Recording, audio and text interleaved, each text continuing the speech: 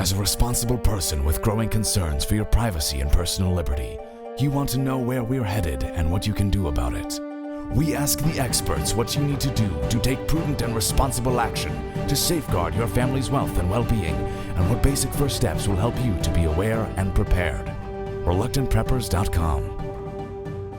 Welcome back, Reluctant Preppers. We have a very important returning guest today. John Rubino, founder of DollarCollapse.com, is here with us again, joining us on Reluctant Preppers. Thank you, John, for joining us. Oh, hi, Donegan. Good to talk to you again. Since we met at the Liberty Mastermind Symposium where you spoke about truth and falsehood in commerce, we've had you back on our channel a couple of times, and this time I'd like to follow up with you on some concepts that were recently included in a video you selected for your top 10 videos on your DollarCollapse.com top 10 section, specifically one from July 27th of 16 by McIlvaney Weekly Commentary interviewing Richard Duncan on how creditism has replaced capitalism. Now, we've talked about a lot of different economic theories on our channel, but we haven't talked about creditism, and I thought that was a very interesting expose that they got into analyzing what was the huge shift that happened with the separation of currencies from the gold standard back in 1971. But if you can kind of take us back prior to 1964, when we kind of abandoned silver in our coinage, or earlier, what is the big change that happened with money in the 20th century, and why would we be calling the new system that we're on today creditism versus capitalism? Well, really, prior to 1971, for basically all of human history, money was mostly a real thing. It was either gold and or silver themselves, or it was paper money circulating that represented gold and silver in a tangible way. And the advantage of that kind of a system is that gold and silver, the supply of gold and silver, tend to rise in a predictable way at a rate that's consistent with the increase in human populations. It's about 2% a year. And so if that's your money, or if you link your money to those things, then the supply of your money can only go up at that rate. And you have a system where money is reasonably scarce, it grows at a predictable rate, and therefore there's no incentive to take crazy risks by borrowing way too much money and investing it in things that we would now call malinvestment. And in 1971, though, that's a restrictive problem, or restrictive situation for a government, having sound money, because it means governments can't just spend anything they want to fight any war they want, invade people, and buy elections by creating huge cradle-to-grave social programs. All of that is hard for a government that deals with tangible money, because it has to go get that money from somewhere. It can't just create it out of thin air. But in 1971, we finally changed all that. We finally cut governments loose from any connection to real things, and just basically handed them a unlimited credit card. Beginning with the closure of the gold window by Richard Nixon in 1971, the world's major governments had fiat currencies that were not limited by any external factor. They could print as many new Deutschmarks or French francs or US dollars as they wanted to. And so handing that kind of power to elected officials and their appointed bureaucrats basically got us exactly what you would expect, given what we now know about human nature. It corrupted all the major governments of the world, and it created a financial system that was no longer based on borrowing conservatively for productive uses. We're deeply now into what Richard Duncan calls creditism, and what Hyman Minsky, an economist who got a lot of this stuff very clearly back in the day, calls Ponzi finance. And basically, we're borrowing ever larger amounts of money, and we're using the proceeds from that borrowing for ever more speculative ends. And so debt is soaring around the world, and at every level of society, the amount of credit that's being created is going through the roof. And every government is over indebted. Every sector of consumer or business society is also over indebted. And we've reached the point where there's no real way out of this. We owe so much money at every level of every society that the only fix is something that's really wrenching for the average person. Either we inflate it away by creating huge amounts of new currency and making our debts easy to cover because we're paying them back in extremely depreciated currency, or we collapse under the weight of all our debt, default en masse, and have a 1930s style depression. And that's it. Those are our only two choices. And when you reach a point where society has been this financialized, historically, one of those two things has happened. The difference this time around is that the phenomenon is global instead of local. It used to be that one country would screw up like this. France, after the French Revolution, decides to go to paper money to cover all the social promises that the new government has decided to make. And so they destroy their currency. Or Germany after World War I can't cover its war reparations, so they run the printing presses and they destroy their currency. In Latin America has this happen every couple of decades for mostly every country. And because it's localized, it doesn't affect the global economy on any really systemically dangerous scale. But we're doing it everywhere now. Japan is at the government level, the most heavily indebted country that has ever existed. China just got done borrowing more money in a 5-year period than any country has ever borrowed before. Europe, if you take their unfunded liabilities into account, might be the most over-indebted part of the global economy right now. And the US, of course, our numbers are horrendous. We've been borrowing huge amounts of money at not just the government level, but at business levels and consumers too. We've been encouraging our consumers to borrow more money than any other group of individuals has ever borrowed in human history. And so everybody's grossly over indebted and we're all headed for some kind of a crisis, but we're all kind of going that way together. And that's what makes this such a unique and scary time. Now, you mentioned China in that, and most people don't realize, most people have been told in the U.S. that for decades now, we've had this huge trade imbalance with China. We've sent them all of our money. They sent us all of their goods, so they must be flush with cash, right? Because we've been sending them money for decades. And yet, China, both at the local and regional level as well as at the national level, sovereign level, supposedly has just a hugely increased debt. Now, that was one of the things that Richard Duncan also, it was quite fascinating, the expose you posted there, because he talked about what most people don't realize about what's been going on with China, the mega trends that have been affecting it. He talked about the labor, their low-cost labor being so available now on a global scale that suddenly it's putting huge pressure on a glut of labor available globally. He talked about them having built this. He kept using investment to build capacity. In other words, using debt to build capacity. That they've built more in a steel capacity, more in cement capacity, and more in all kinds of manufacturing capacity than they have any hope of being able to consume locally, or that even the rest of the world can consume since 2008. And he talked about that the combination of these means that they can't function fully, can't thrive alone as an economy, but it only makes sense when you look at them as the second largest economy in the world, in America, United States of America as the largest currently, to be chimerica, and as far as how those go together. But did you have any further commentary on so people can understand the implications on the global? This isn't just a Chinese phenomenon, what's happening in China. It's going to affect everyone. Do you have any specific points about the mega trends in China and how they spell important significance for us in the U.S. or for the global economy?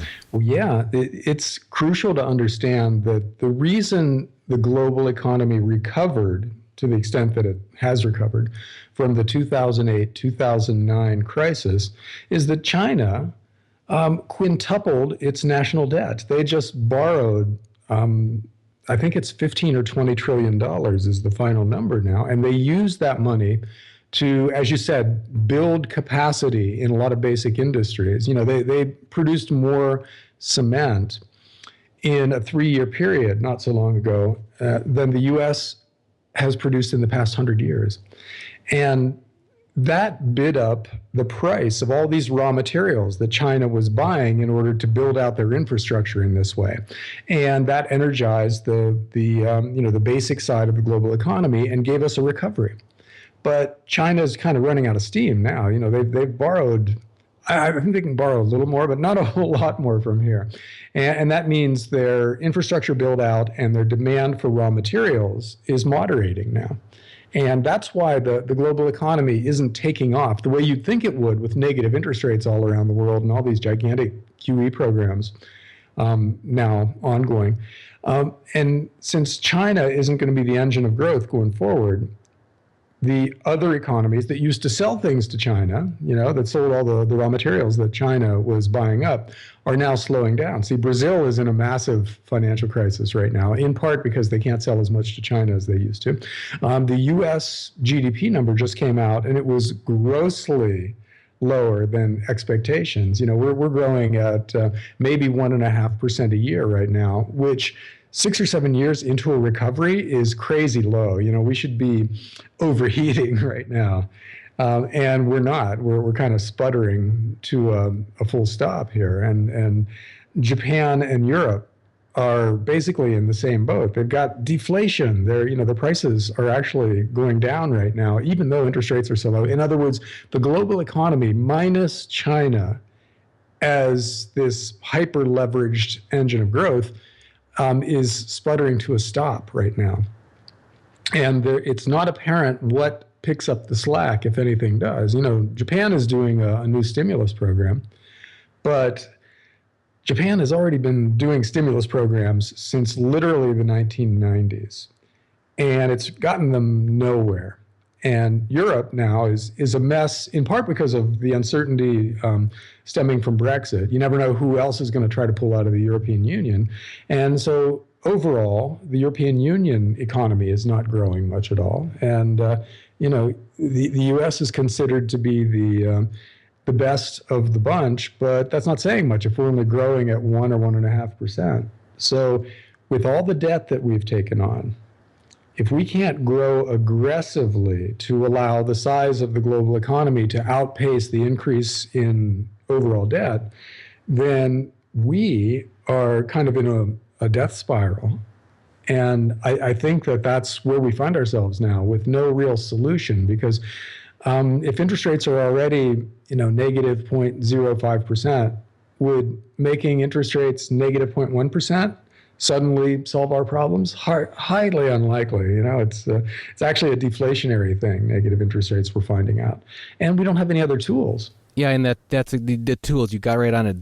The interview with Richard Duncan was also interesting because they talked about trying to fight the new war with the old war's methods or the old war's tools. And they talked about these sort of generations of thought, of economic thought that have gone by.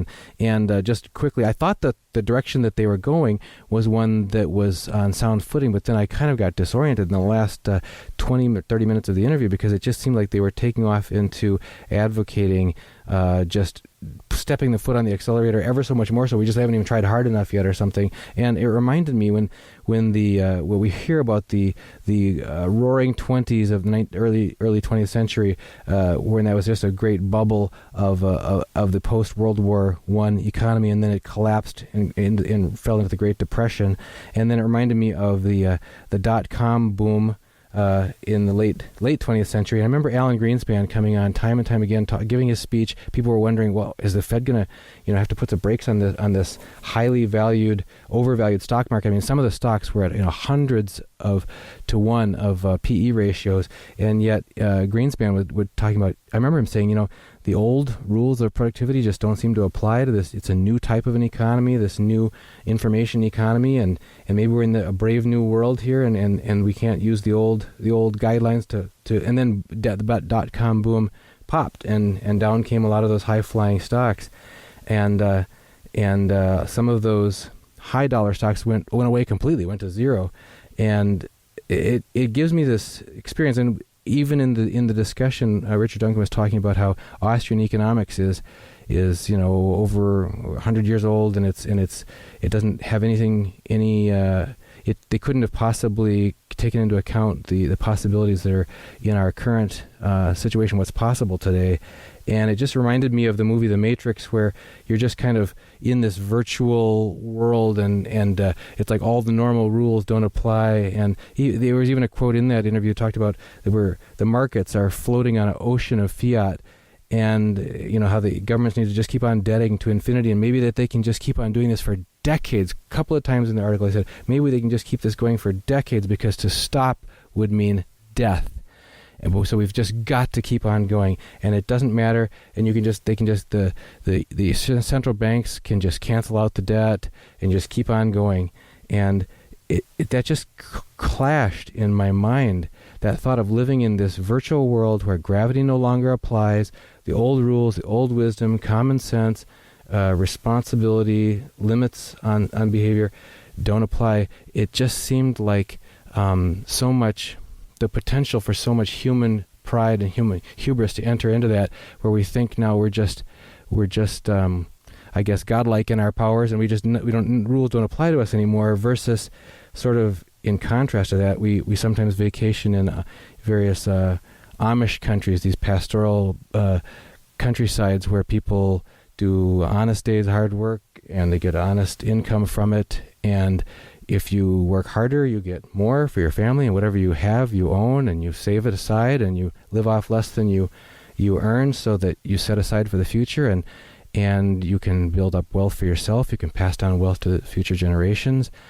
And people, it's not the whims of some huge powers that be out there aren't determining the whether or not your work is going to be whether what you've set aside is going to have any worth, or just go to zero and just disappear or get turned upside down.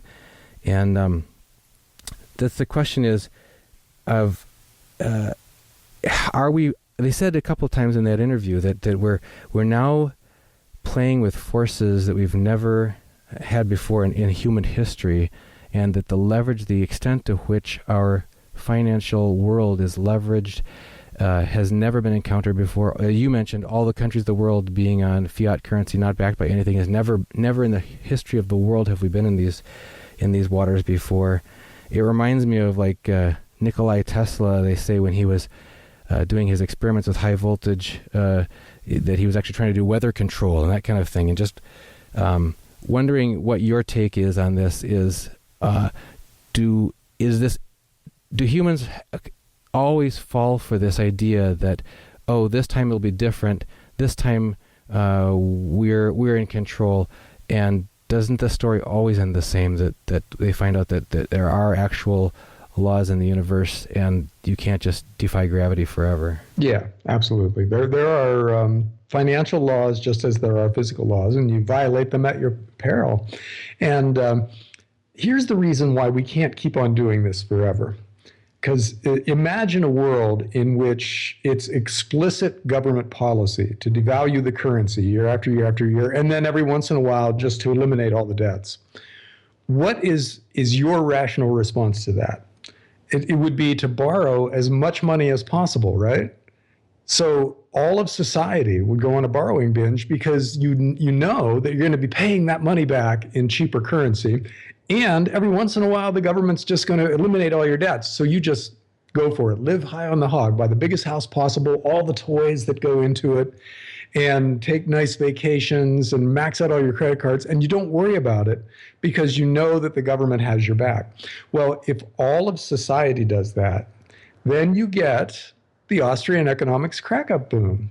Austrian economics actually did get this. I can't believe anybody would say that it's a philosophy and a science that's not equipped for today's world, because we're living their script right now. We've passed through the different phases of financing, and we're deeply into the final stage, which is the blow-off stage, where everybody's borrowing so much money with such complete abandon that the system just spins out of control, and that they sketched this out perfectly. We're right there, except it's on a global scale.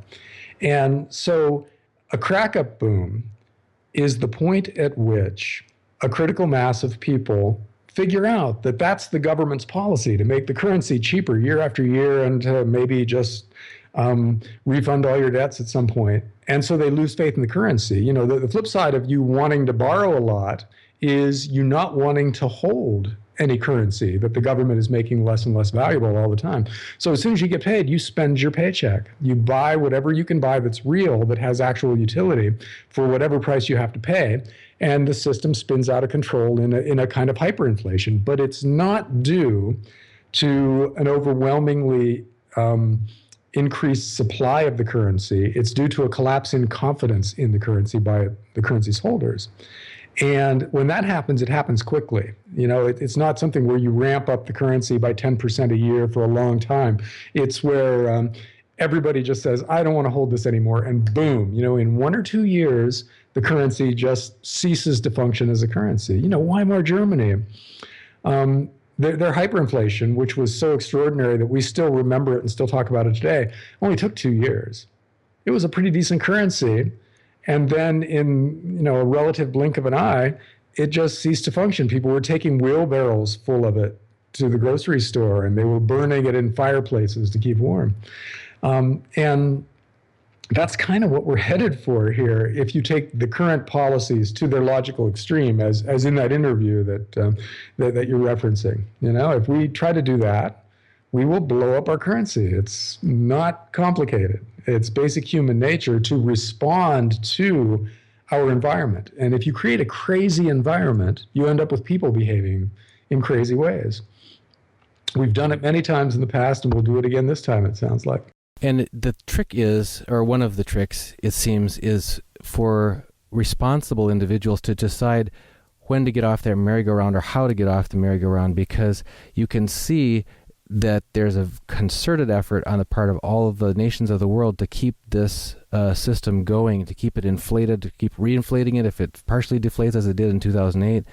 And so it's quite tempting to just to keep a foot in the market, or to keep trying to figure out how you're going to play both sides of this, because there are these huge forces at play. When people start talking about the trillions and trillions and trillions of dollars of unfunded liabilities and in futures markets, all of the derivatives, the exposure that all the companies and all the nations have and everything. I mean, our eyes just glaze over. We just become numb because the mind can't even fathom that. The reason they can't is because you have a gut sense in some level for how big the world is and how many people there are in it and how much value we can create. And when you start saying numbers that are orders of magnitude greater than reality, that's when you start to realize there's something huge going on here, and people are understandably concerned. Well, is it going to break this way or that way? Are we going to be plunged into deflation, or are we going to be into hyperinflation like you talked about?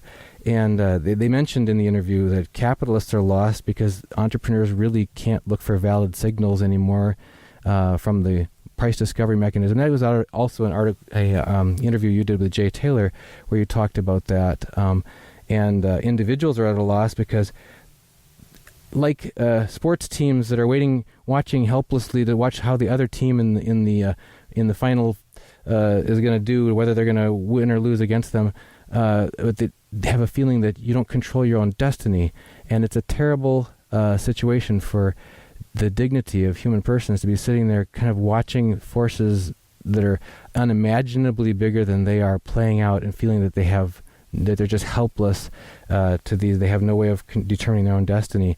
But that isn't really the end of the story, right? Regardless of what these ego-based or whatever is driving these huge forces one way or the other, there are things that individuals can do. And even like the story of Noah's Ark, where you're building the ark and all the people are laughing and jeering and saying, hey, you're wasting your time, you're wasting your energy, you could be off like us, enjoying life.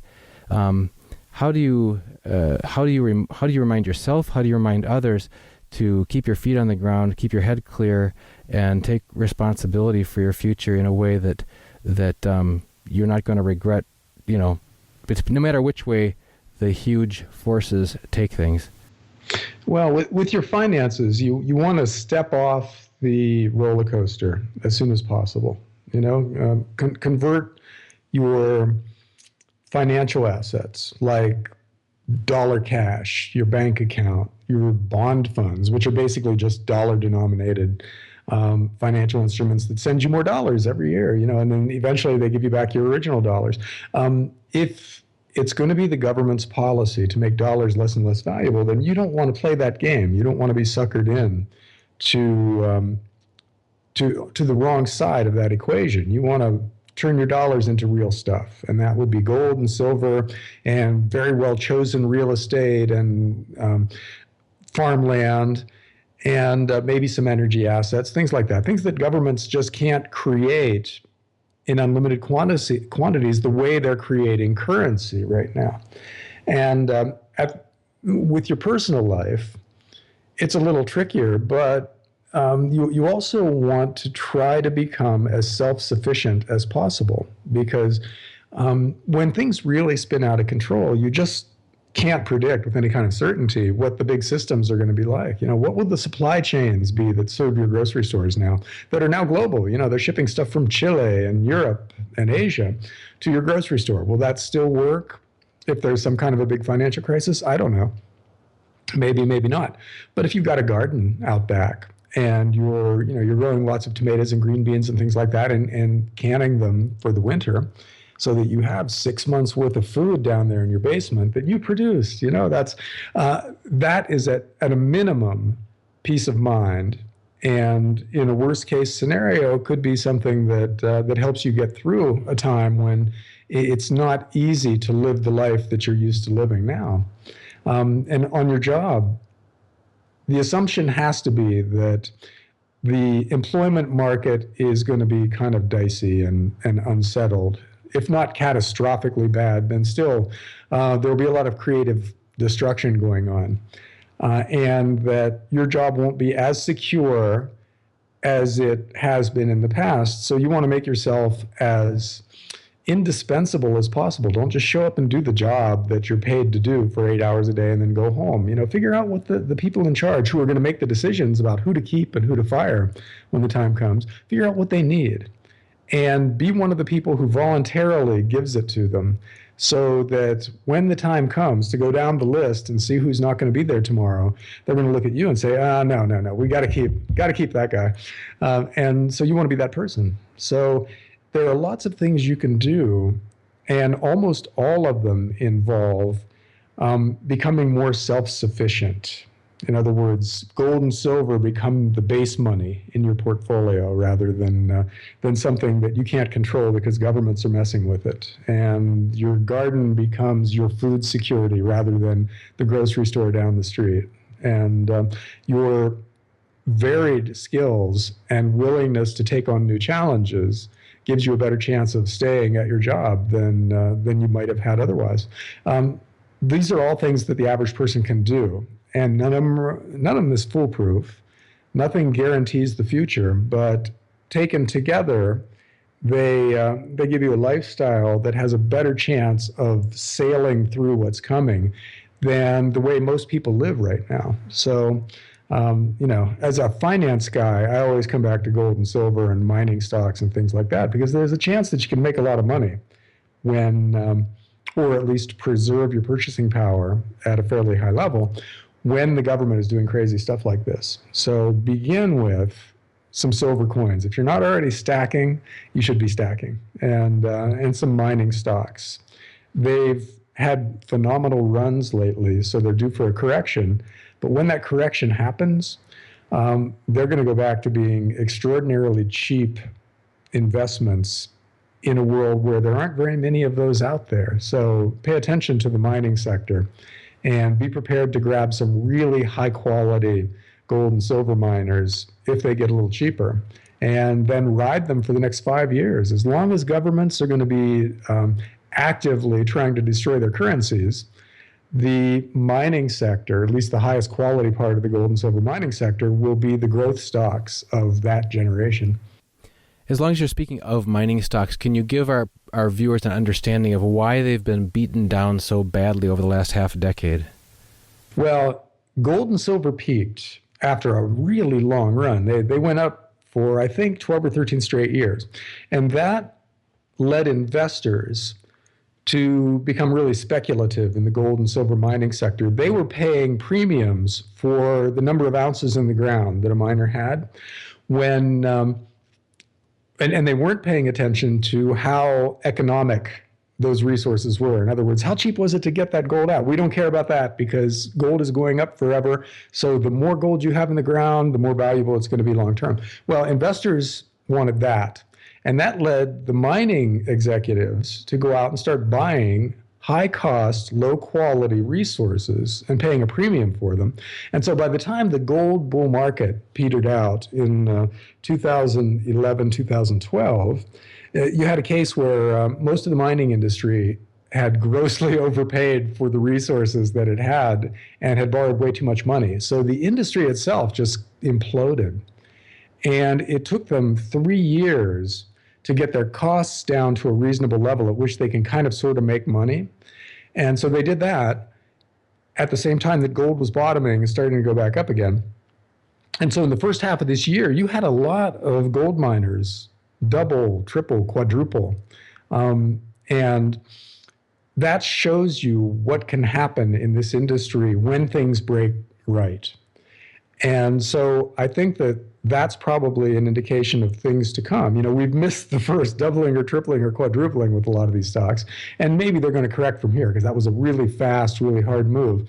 But if they do correct, let's say some of them go down by 30 or 40% from here, there's going to be some very tasty entry points for a lot of these stocks. And for a few years at least, it's reasonable to expect the miners to manage themselves well before they get all excited and start screwing up again. So you'll have a situation in which the underlying prices for gold and silver are going in the right direction, and miners have had a near-death experience recently enough to prevent them from starting to play stupid financial games again. And so you get a healthy industry, you know, where they're able to sell their gold and silver for higher prices year after year, but their costs remain low and their margins just blow out and they make lots of money. And that's probably the situation for gold and silver miners over the next 2 or 3 years. So it's going to be a great place to be. And you just have to choose wisely, because even in good times, there are a lot of miners that just cease to exist. You know, they make company-specific mistakes and either just go way down in stock price or they just cease to exist completely. And so you want to buy the highest quality of whatever category you're looking at. If it's the seniors, then you've got some high profile names to pick. If you've got the mid tiers, there are some good names you may not have heard of, but you can look them up, find out who are held in highest esteem by the smart people in the industry. And then if there are juniors, you know, the exploration companies and the little companies, they will be like lottery tickets. Some of them will cease to exist. Some of them will go up 10 times from here. And so you need help for that. You've got to subscribe to a newsletter like Jay Taylor's newsletter that's been around for 20 or 30 years and has a good record of picking junior miners. Or there are 3 or 4 other people out there who are in that same category and, you know, have been at it for a while and who are really good at helping their clients figure out what junior miners to buy and which ones to avoid. And, you know, spend a few $100s on one of those newsletters, and it will pay you back multiple times, orders of magnitude, by allowing you to pick some of the big winners in the coming bull market in junior mining shares. Now, on our channel, some people have expressed specific concern around the potential for government seizing of precious metals in times of crisis, and they refer back to 1933, where there was actually a government order about people not being able to hold gold bullion as individuals, that sort of thing, for investment purposes. But others have written that they thought with as few people that are actually holding significant amounts of gold and as far distributed that it is from household to household, that's the hard game. If the government to go that way, it would be much harder than to just nationalize gold mines themselves and the gold producers, and people consider that to be a risk against thinking that you're going to be able to have any kind of windfall without having that just taken away from you from the government if a crisis or if hard times hit. So what's your personal take and the people you've talked with about the risk and the potential for government seizure of gold mines or gold mining operations in the times of crisis? Well, yeah, you never want to bet the farm on the good intentions or competence of government. They will do things that shock us when it really hits the fan here. And one of those things might be nationalizing some of the gold and silver mines. Now, ways around that include buying gold and silver mines that are headquartered in other countries, so that whichever country goes craziest, maybe you've got some miners that are in one of the less crazy countries. You diversify in that way. And then you own physical precious metals, which if you've already got it, it's harder for the government to take it away from you. And then of the physical precious metals that you own, put them in different geographic locations if you're able to buy enough to make that feasible. Store some in a vault in Singapore, for instance. Bury some in the backyard. Put some in a safe deposit box at your bank. Put it in 2 or 3 other places. And in that way, you spread your risks widely enough to guarantee, or not guarantee, but increase the odds that some of it is going to survive whatever crazy stuff happens. Because remember, we can't predict the details of any of this. We just know we're headed into a time of turmoil when the people in charge are going to do things that in normal times would seem unfeasible, and yet they're going to do it. We don't know which crazy things they're going to try, but we know that some are coming. And so the more broadly you can diversify yourself, the better chance you have of coming through it with some of your capital intact. And that's really all we can hope for, because I think the idea that everything we buy right now and everything we own is going to be untouched by the capital controls and the wealth confiscations and the excise taxes and things like that are going to be brought out and sold to a terrified public, when the time comes. It's unrealistic. You're not going to be able to keep everything that you own. One way or another, terrified governments will take some of it away from you. And the trick is going to be to spread it around widely enough so that they can't get it all. Maybe they can only get a third of it, and you keep 2/3. And that's going to be a pretty good outcome, I think, in some of the worst case scenarios that are being tossed around out there. Well, and there are a lot of those scenarios, and the tagline for your dollarcollapse.com website is your ringside seat for the global financial crisis. And if people go there, John, what are the resources that they can find that you make available for them there? Well, and anything I write appears there, and it's also got a daily updated list of stories that appear on other websites and elsewhere on the internet that cover the stuff you and I have talked about today. And so it's updated continuously. So the idea is to make dollarcollapse.com the kind of place where you go and visit for an hour in the morning, and you're up to speed on what happened overnight and the big trends, and you're generally ready to kind of sort of understand the world that you live in. We really appreciate you joining us here again on Reluctant Preppers and thinking about these big forces that are at play. We keep learning more and more about them, and I think one of the things you said is helpful here near the end is to diversify your approach to that, but do it in a way that's emphasizes your self-reliance and also doesn't put all your eggs necessarily in one basket or all your baskets in one place. So just appreciate your being here with us on Reluctant Preppers, John, and we'd love to have you back again. Thanks, Donegan.